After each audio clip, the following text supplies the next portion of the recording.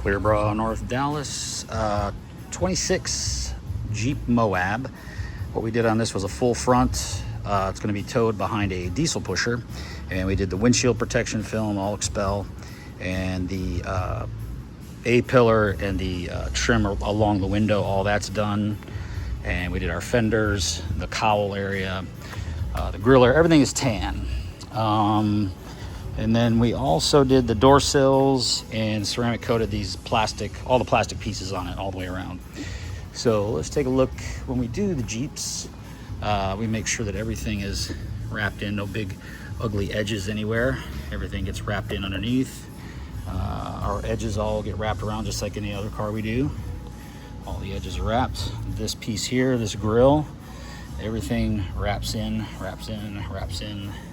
all the way around, nice and clean. This thing's pretty time consuming. There's a lot of ins and outs and little pieces. When you get over here to the cowl area, and you want to make sure all these holes look good, all this edging all around here. I mean, there's so many sections to it. And this piece we do all in one section, and then we seam a piece. Right here's a little seam, and then we seam the last in.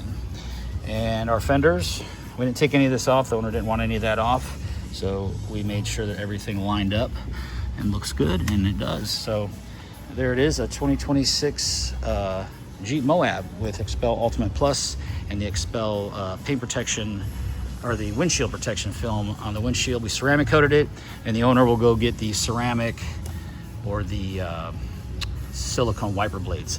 When you get windshield protection film, make sure that it's being ceramic coated by the installer, and usually the owners pick up the blades. And that's about it. You need that to have the longevity of the film, or you're going to ruin it within a year. And that's about it. We did the headlights too. All the headlights are done.